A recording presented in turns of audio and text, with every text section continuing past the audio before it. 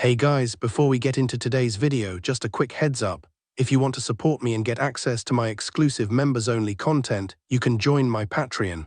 I post some extra stuff there that you won't find here on YouTube. The link is in the description. Alright, let's get into the video. I was 11 the first time I learned this city only respects fear. My father came home with his face bleeding, and the men who did it were still laughing in our own bar, drinking our own cheap whiskey. People think that was the night I decided to be dangerous. It was just the night I understood something simple. In this place, kind people get crushed and the ones who survive learn to hide their softness behind steel. Years later, they would whisper my name in the streets like a warning. But the morning the maid disappeared, that's the only morning that ever truly scared me. The sky outside my penthouse is still dark when I open my eyes. The city looks like it's holding its breath. Only a thin line of orange cutting the horizon, tall glass towers waiting for the sun like guilty men waiting for a judge. My room smells of leather, cold marble, and the faint trace of a woman's perfume that never belongs to anyone for more than a night.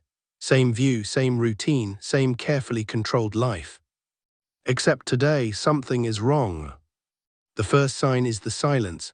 I'm used to a certain kind of noise in the mornings. The soft roll of the housekeeping cart outside my door, the quiet knock, the whisper of rubber soles on polished floor. Anna never talked much, but her presence had a sound, curtains sliding, hangers touching metal, cups on porcelain. Today nothing, just the distant hum of the city and my own heartbeat in my ears. I sit up, the sheets falling from the tattoos on my chest, scars cutting through the ink like white rivers. My hand automatically reaches for the pistol in the drawer of the nightstand, fingers closing around cool metal, old habits. In my world, a quiet morning is never a gift, it's a warning. Anna, my voice is rough, sleep still stuck in it. I don't call maids by name, not really. But she'd been here for 3 years, longer than most of my men. It slipped out months ago and somehow stayed. No answer. The clock on the wall reads 5:42 a.m. She always comes at 5:30 sharp. She's the only one allowed in the penthouse without being called. Even my lieutenants wait for permission. Anna doesn't. She moves through my space like she's invisible, like she doesn't know this is the top floor of the most feared man in the city. I stand, muscles tight, gun hanging loose by my side as I walk across the room. The curtains are half open, sunrise bleeding gold across the marble floor. My suit for the day is laid out on the chair, pressed perfect, so she has been here. The bathroom lights are off, towels folded with military precision. The trash is empty, everything is in its place. Except her. On the edge of the bed, where she usually straightens the pillows, lies a single piece of paper folded in half. No hotel stationery logo, just a plain, worn sheet like something torn from an old notebook. My name is written on it. Not the name the city knows. The name only my mother ever used. Luca. The letters are round, careful, like the writer was afraid of pressing too hard. My fingers go cold around the gun. No one uses that name, not my men, not my enemies, not the police. I buried that boy years ago under another name, under piles of money and concrete and blood. I don't realize I'm holding my breath until my chest aches. For a few seconds the sounds of the city disappear and all I can hear is my mother's voice, soft and tired, calling me in from the street. Luca, come home, it's late, you'll get hurt. But she's been dead for 16 years. I set the gun on the dresser, slow and deliberate like I'm disarming a bomb. Maybe I am. I pick up the note. The paper trembles a little, not from the air, from my hand. The man who once walked alone into a warehouse with 12 guns pointed at him can't steady his fingers over a piece of paper. Boss, a muffled voice from outside the bedroom door. Marco, my head of security. Big, loud, loyal since we were kids, stealing cigarettes from trucks together. You awake? Stay outside, I say, eyes still on the note. No one comes in, no one leaves the floor. He hesitates, I can hear it in the quiet that follows. Something wrong. I swallow, my throat feels dry, just do it. Footsteps retreat down the hall. I'm alone again with the soft light, the city, and that one word on the page that shouldn't be here at all. Luca. How did she know? Anna always moved like a shadow, grey uniform, neat bun, eyes lowered. The kind of woman other people forget the moment she leaves the room, but I never forgot. There was something in the way she looked at my scars when she thought I wasn't watching.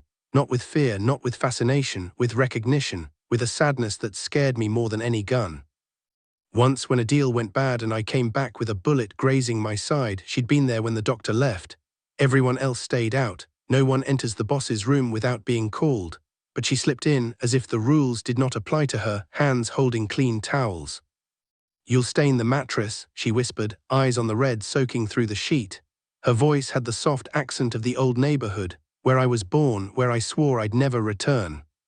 I had laughed through the pain. "You care about mattresses." "I care about work done right," she'd murmured, pressing the towel to my skin with a touch too gentle for this house. I saw her wince when I hissed like my pain was her own.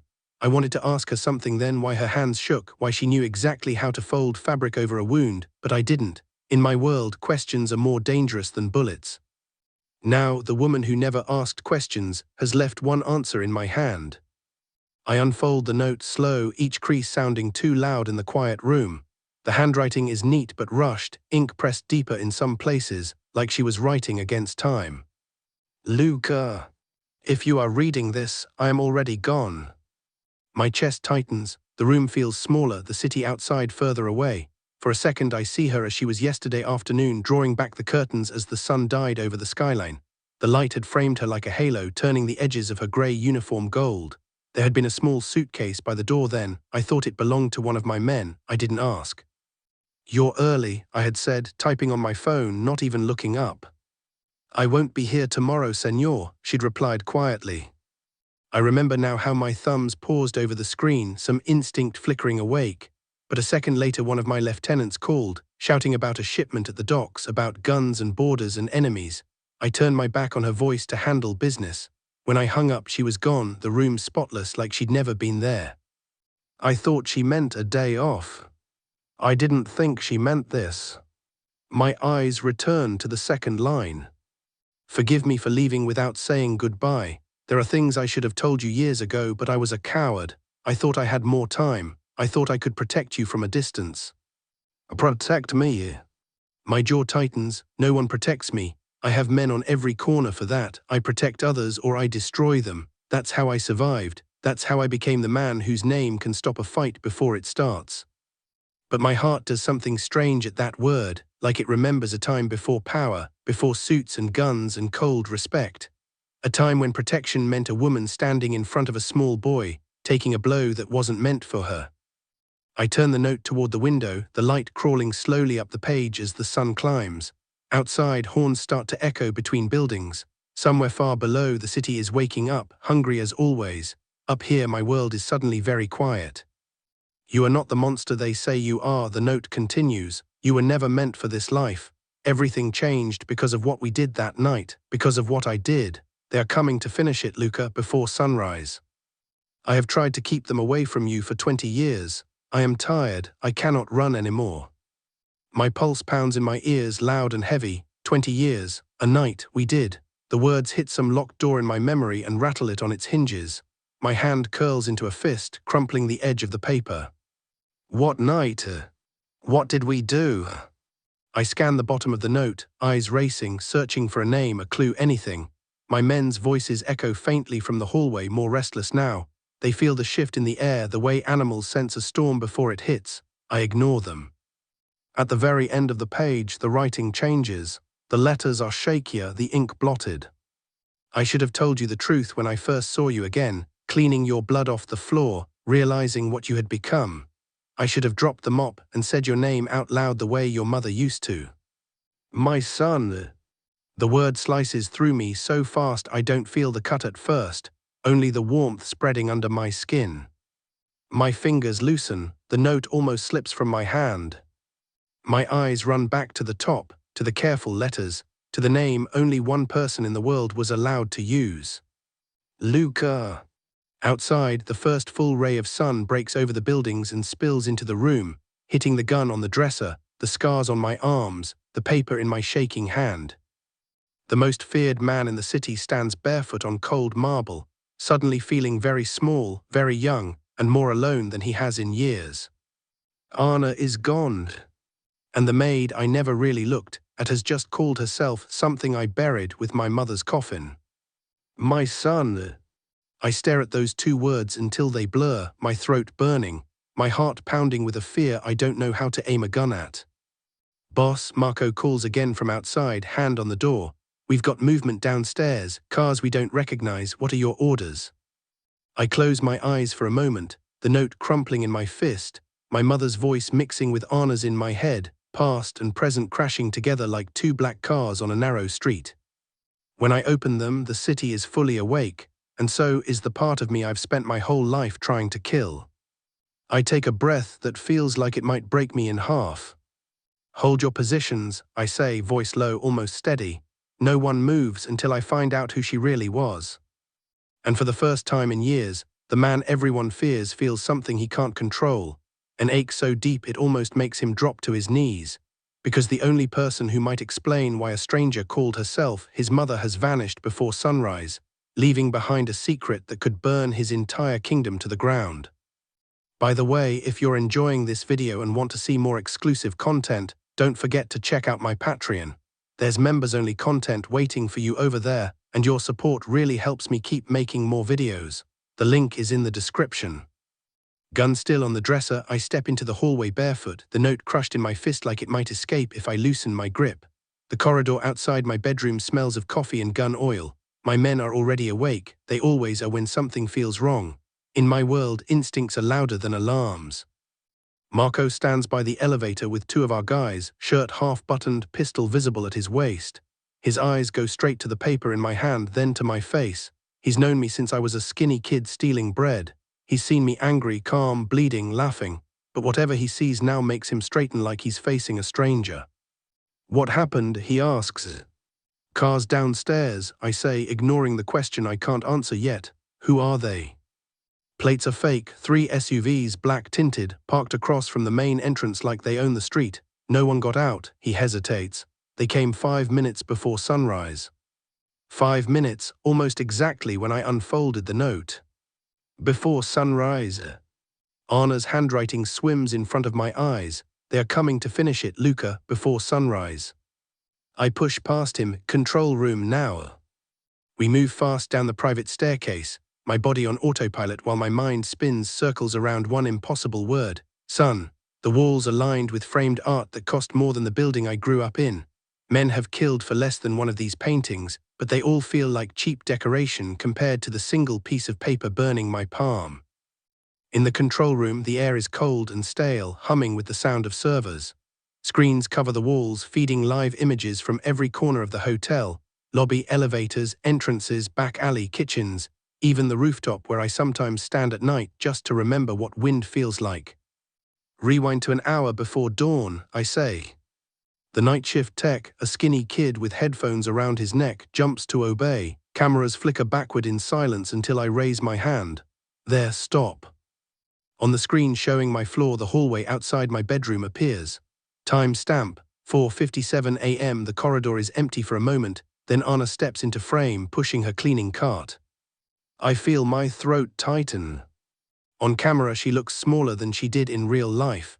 The grey uniform hangs a little loose from her shoulders, the white apron tied too tight around her waist. Her hair is pulled into its usual neat bun. Nothing special, nothing dangerous, just another invisible worker in a world that never sees the people who clean its mess. Except now, every move she makes feels like a code I don't know how to read.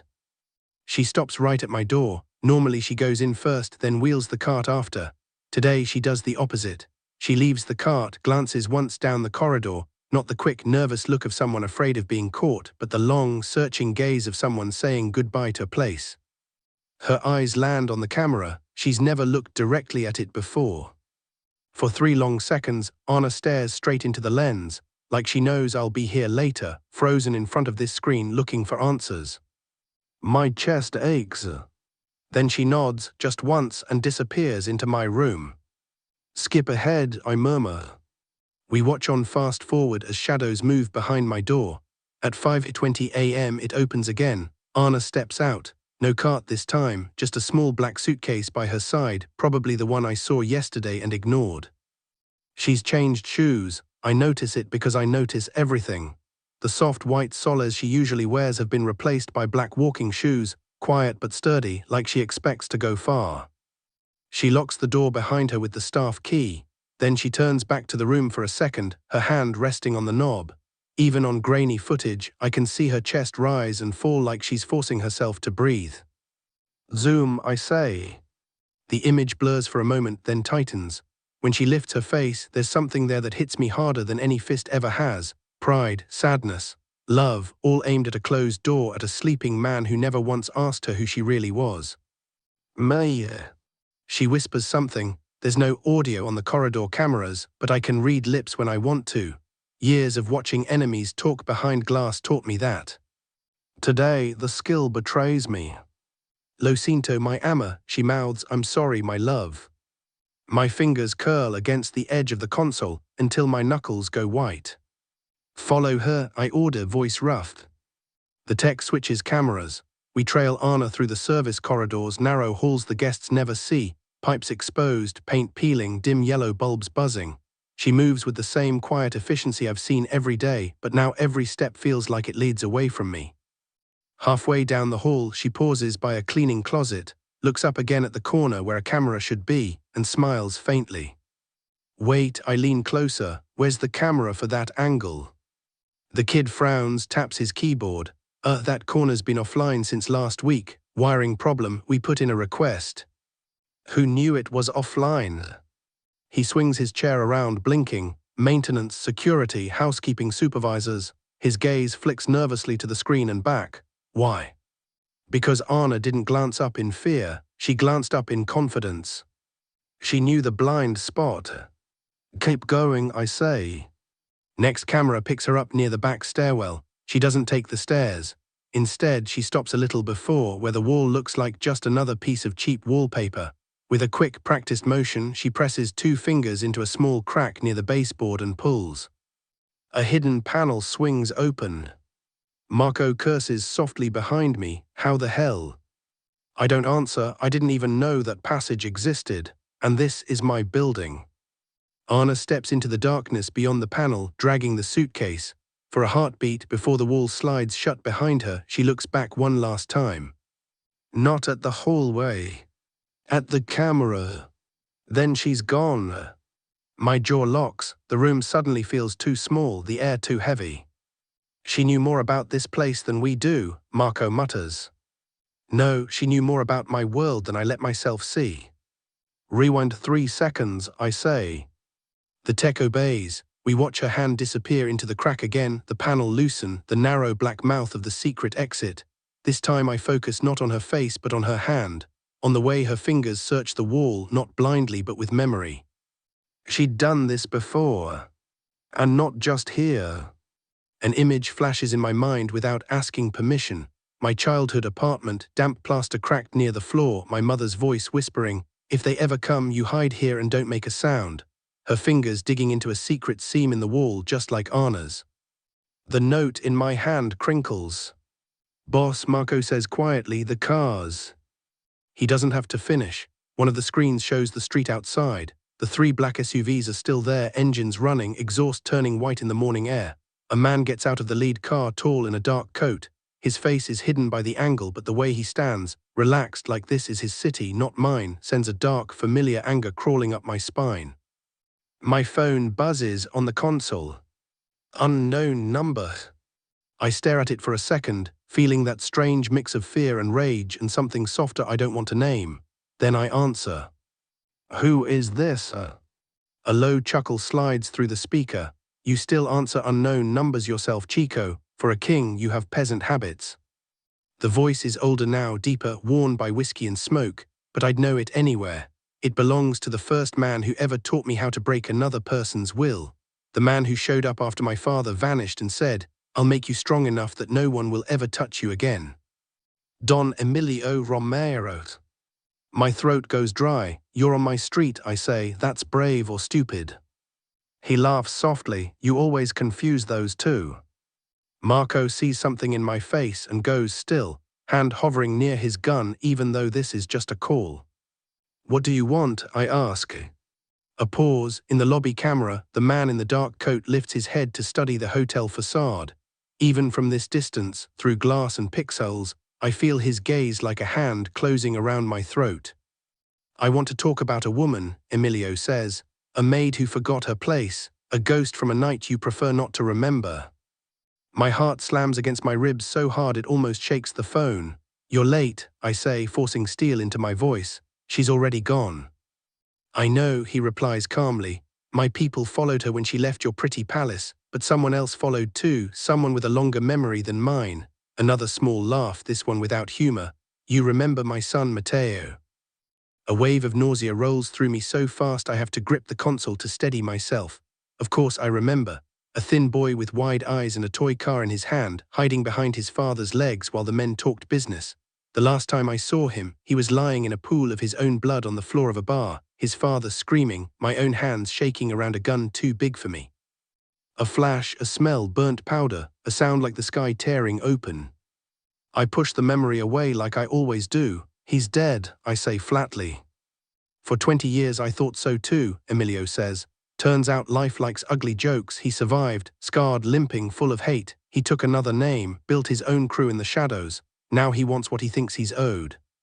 Revenge, I whisper.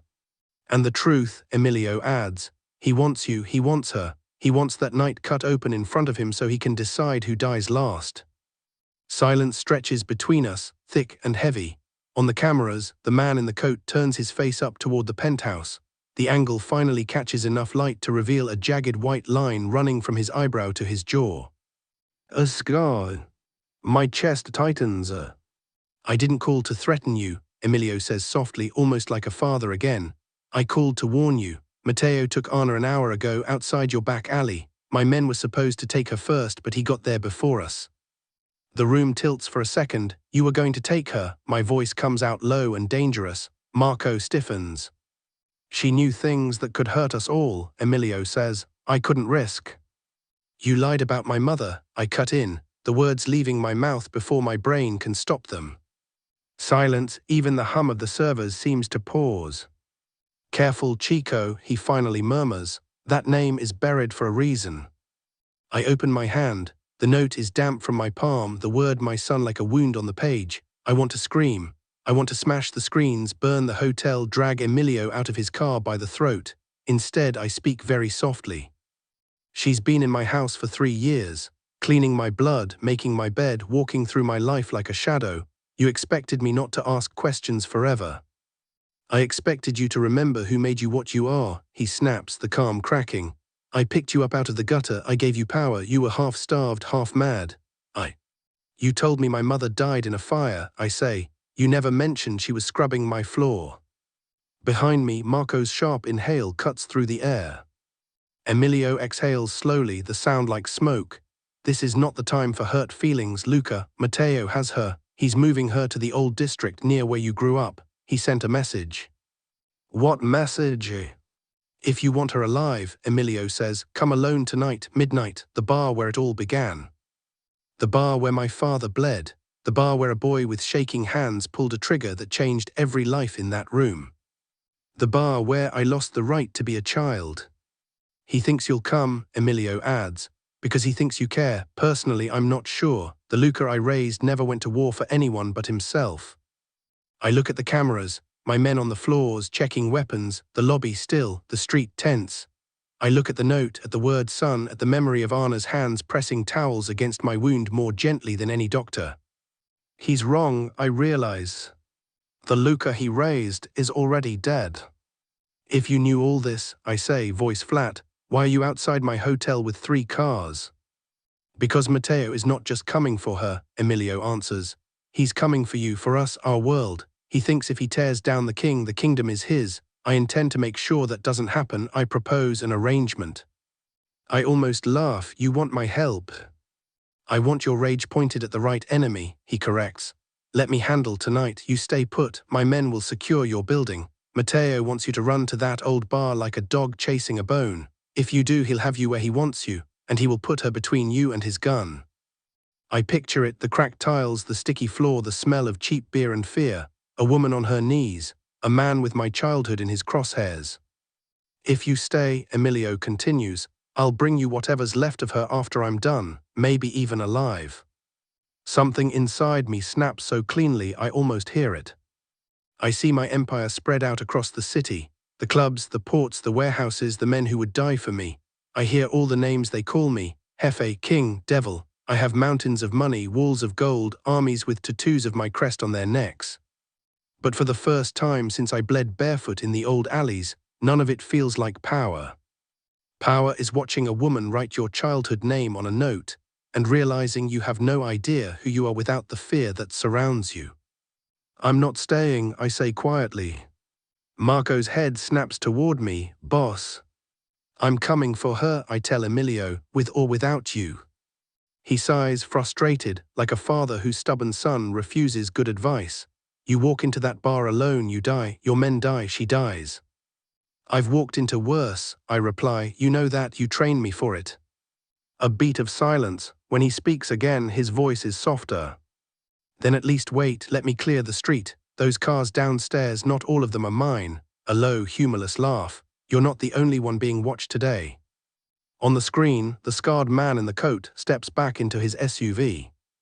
A second later, a fourth car turns the corner and stops behind them. Someone else has come to the party. I end the call without saying goodbye. Boss, Marco asks carefully. I fold the note, slide it into my pocket and look at him. The fear in his eyes is not for himself, it's for me. For years he has gone into hell at my side without question. Today, for the first time, I see something like pleading there. Lock down the hotel, I say. Full protocol, no one in or out without your eyes on them. Keep the guests away from the windows. If shots start, you move them to the lower levels away from the glass. He stares, and you. I'm going out the way she did. His jaw drops, the tunnel we don't even. I do now. We walk back upstairs. In the service hallway, the panel Anna opened looks exactly like the rest of the wall, except for one small thing, a faint smudge of cleaner near the baseboard, like someone wiped their hand there too hard. I kneel, press my fingers into the crack she found. The wood shifts with a soft click, and the panel swings open to reveal a narrow passage dropping into darkness. Cold air rises from below, smelling of dust and old concrete. It's the smell of basements, of hiding spots, of childhood fears. Marco puts a hand on my arm. Luca, this has to be a trap. Everything in my life has been a trap, I say quietly. At least this one leads toward the only person who's ever called me by my real name. He swallows, let me come with you. I shake my head. If I don't come back, this world is yours. Don't let it eat you the way it ate me.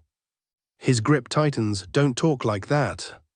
For a moment I see him not as my soldier, but as the boy who once took a knife for me in a street fight, hands shaking, eyes wide. I remember the way he cried when his first child was born, trying to hide it from the men. I put my hand on his shoulder. Keep your son away from this life, Marco, that's an order. His eyes shine, but he nods. I step into the narrow passage, the panel already closing behind me, swallowing the dim hallway, the control room screens, the men, the empire. My bare feet find the iron rungs of a ladder descending into black. As I start to climb down, the light from above shrinks to a thin line.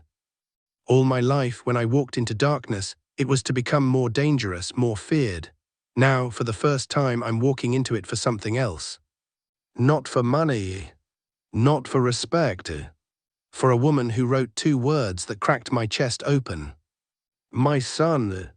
The panel shuts with a soft thud above me, and I am alone in the dark with the weight of every choice I've ever made pressing against my ribs. And I know, as I descend toward the old streets and the ghosts waiting for me there, that whatever happens next, the man who climbs back up will not be the same one who went down. Hey guys, if you're enjoying my videos and want to see more exclusive content, I've got some extra stuff waiting for you over on Patreon.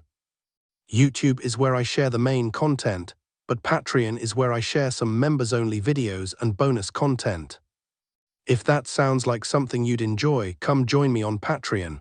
The link is in the description. Hope to see you there.